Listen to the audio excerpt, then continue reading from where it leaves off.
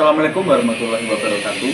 Perkenalkan, nama saya Ilham Huda dari Prodi Manajemen Bisnis Syariah NIM 22403032. Nah, untuk kesempatan pada kali ini, saya ingin untuk menjelaskan materi dari kelompok saya sendiri yang berjudul Segmenting, Targeting, dan juga Positioning. Untuk materi penjelasannya akan saya lanjutkan ke slide berikutnya. Baik, untuk materi yang pertama ada pengertian dari segmenting. Segmenting adalah suatu kegiatan supaya dapat mengidentifikasikan serta membagi pembeli ataupun konsumen dalam kriteria yang telah ditentukan supaya dapat dilakukan pengelompokan untuk ciri tertentu. Pengelompokan itu memiliki tujuan dengan adanya pelayanan yang sesuai kriteria yang dimiliki bagi konsumen melalui sebuah program dalam pemasaran yang strategis. Materi kedua ada dasar-dasar segmenting. Nah, dasar-dasar segmenting terbagi menjadi 4, yaitu yang pertama segmenting geografik, membagi pasar ke dalam beberapa bagian geografi yang berbeda seperti negara bagian, wilayah, kota, dan desa. Yang kedua ada segmentasi demografik, yaitu adalah pasar dibagi menjadi kelompok usia, kelompok kelamin, tingkat pendekatan, tingkat pendidikan, dan juga agama. Yang ketiga ada segmentasi psikografis, yaitu adalah perilaku konsumen yang diamati melalui gaya hidup, nilai-nilai kehidupan yang dianut, dan juga kepribadian. Dan yang terakhir ada segmentasi tingkah laku, adalah mengelompokkan pembeli berdasarkan pada pengetahuan, sikap, penggunaan, atau reaksi mereka terhadap suatu produk. Materi yang ketiga ada manfaat segmenting. Nah, untuk manfaat segmenting ada beberapa poin ya. Yang pertama ada bisnis dapat menawarkan kebutuhan serta keinginan konsumen dengan lebih baik. Yang kedua ada mempermudah bisnis dalam meningkatkan pendapatan. Yang ketiga ada menciptakan peluang untuk tumbuh. Yang keempat ada mengenal konsumen lebih baik. Yang kelima ada meningkatkan kepuasan konsumen. Dan yang terakhir adalah mempertahankan konsumen.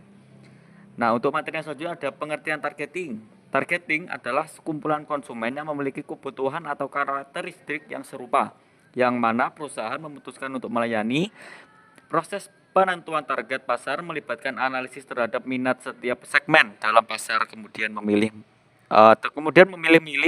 satu atau lebih segmen yang akan dijangkau. Nah, yang selanjutnya ada materi tentang strategi targeting. Untuk strategi targeting sendiri, ini ada beberapa poin. Yang pertama ada undifferentiated marketing, yaitu adalah perusahaan memilih untuk memperhatikan perbedaan antar segmen pasar dan menyediakan satu tawaran untuk keseluruhan pasar. Yang kedua ada differentiated marketing, yaitu adalah strategi ini diterapkan oleh perusahaan untuk menargetkan beberapa segmen pasar untuk merencanakan tawaran yang berbeda untuk setiap segmen. Yang selanjutnya ada concentrated marketing, yaitu adalah strategi mengedepankan pemasaran produknya kepada satu atau beberapa kelompok. Yang selanjutnya ada micro marketing, yaitu adalah perusahaan menyesuaikan produk, layanan, promosi, distribusi agar sesuai dengan kebutuhan, preferensi, serta karakteristik target pasar tertentu. Nah, selanjutnya ada faktor-faktor targeting. Di sini ada 3, yaitu ada 1 ukuran serta pertumbuhan segmen, kedua ada potensi keuntungan pada segmen, ketiga ada aksesibilitas segmen. Selanjutnya ada pengertian positioning. Nah, untuk positioning sendiri adalah proses mencari posisi di dalam pasar. Langkah ini dilakukan setelah menentukan strategi segmentasi yang dipakai. Selanjutnya ada strategi positioning ya. Di sini ada 6 poin. Yang pertama ada menentukan produk atau pasar yang relevan, mengidentifikasi pesaing, menentukan bagaimana konsumen mengevaluasi pilihan. Nomor 4, mengetahui bagaimana persepsi konsumen terhadap posisi pesaing. Nomor 5 ada mengidentifikasi senjang pada posisi yang ditempati. Dan yang terakhir merencanakan dan melaksanakan strategi positioning. Selanjutnya ada alat bantu positioning. Alat bantu positioning di sini ada 3. Yang pertama ada perceptual mapping atau peta persepsi. Yang kedua ada USP atau unique selling proposition. Yang ketiga ada competitive position analysis. Nah, untuk materi yang selanjutnya adalah hubungan segmenting, targeting, dan juga positioning. Nah, untuk hubungannya sendiri, segmenting pasar dilakukan sebagai langkah awal untuk mengelompokkan konsumen berdasarkan karakteristik tertentu seperti demografis, geografis, psikografis maupun perilaku. Nah, setelah pasar tersegmentasi, Tahap berikutnya adalah targeting, yaitu memilih segmen pasar yang dianggap paling potensial dan sesuai dengan kemampuan perusahaan.